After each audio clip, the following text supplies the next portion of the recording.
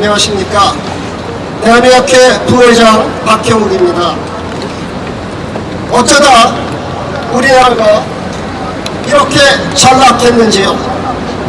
지난 2월 정부의 독단적 행정으로 초래된 의료 사태가 여기까지 왔습니다. 많은 국민은 대화로 문제를 해결하길 바랄 것입니다. 의사들도 당연히 그렇게 하고 싶습니다. 그러나 정부는 대화의 흉내만 낼 뿐 거짓말과 협박으로 일관하고 있습니다. 이미 의대 지원 관련 소송에서 정부의 거짓말이 명확히 드러났습니다. 2,000명이라는 숫자는 2월 6일 지원 발표 직전 개최된 보정심에서 처음 등장했습니다. 그 전에 의대 지원 규모에 대한 논의 자체가 없었습니다. 과학적 근거도 없었고 꼼꼼한 계산도 없었습니다. 모두 거짓말이었습니다. 그런데도 정부는 계속 거짓말을 합니다. 정부는 의대교육 선진화 방안을 마련하겠다고 했습니다. 의대 교육의 질 하락은 없을 거라고 장담했습니다. 그러더니 의대생 유급 기준을 완화하겠다고 합니다. F가 있어도 진급시키겠다고 합니다. 의대 교육을 망치고 있습니다. 정부의 말과 행동은 완전히 다릅니다. 이렇게 거짓말로 일관하는 상대방과 과연 대화가 가능합니까? 정부가 법을 적용하는 태도도 매우 폭력적입니다. 정부는 전 국민의 사직을 금지했습니다. 다른 의료기관에서 일하면 처벌하겠다고 협박했습니다. 그러면서 병원에 월급을 주지 말라고 지시했습니다. 전국이와 그 가족은 굶어 죽으란 말입니까? 정부는 사직서 수리 금지 명령을 전면 취소해야 합니다. 그러나 정부는 철회라는 교묘한 방법으로 사직 정보기들을 계속 협박하고 있습니다. 우리는 물러설 수 없습니다. 왜냐하면 이 사태는 의료계만의 문제가 아니기 때문입니다. 대한민국 헌법의 위기, 법치주의의 위기, 민주주의의 위기입니다. 법정원 교수인 최인호 거점국립대학교 교수회 연합회 상회장은 이렇게 비판했습니다. 의대 지원 과정에서 헌법이 보장하는 학내 민주주의와 대학의 자율성이 크게 훼손됐다.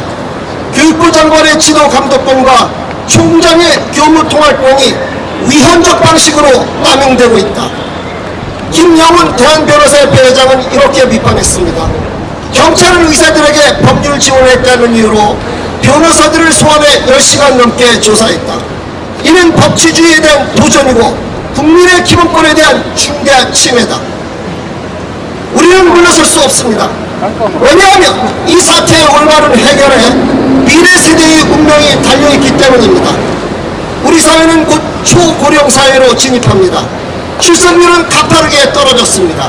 그냥 내버려 두어도 2050년 무렵이면 젊은 세대의 건보료 부담은 2배가 됩니다. 여기에 급격한 의대 지원은 큰 국민 의료비 증가를 이야기할 것입니다. 미래 세대에 엄청난 부담과 좌절을 안겨줄 것입니다. 우리는 물러설 수 없습니다. 왜냐하면 정부가 필수 의료를 벼랑 끝에서 밀어버리고 있기 때문입니다. 일본의 인구 청량당 의사 수는 2.6명으로 우리나라와 같습니다. 그러나 일본에는 필수 의료 위기가 없습니다. 필수 의료에 충분한 수가를 보상하기 때문입니다. 일본은 의료 형사소송도 극히 적습니다.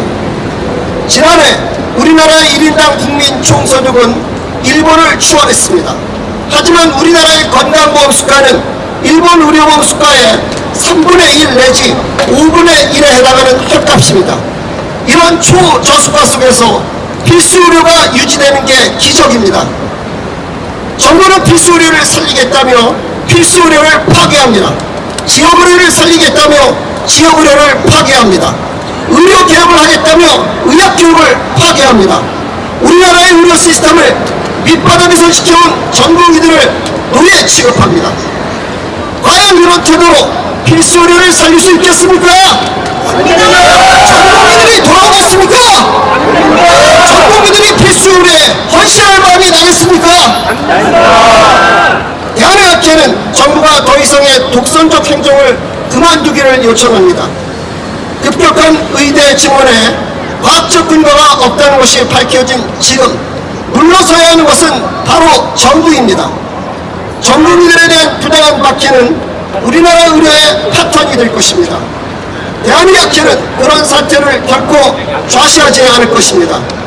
대한의학회는 의료계의 정당한 주장이 받아들여질 때까지, 대한민국의 의료가 바로 설 때까지 함께 할 것입니다.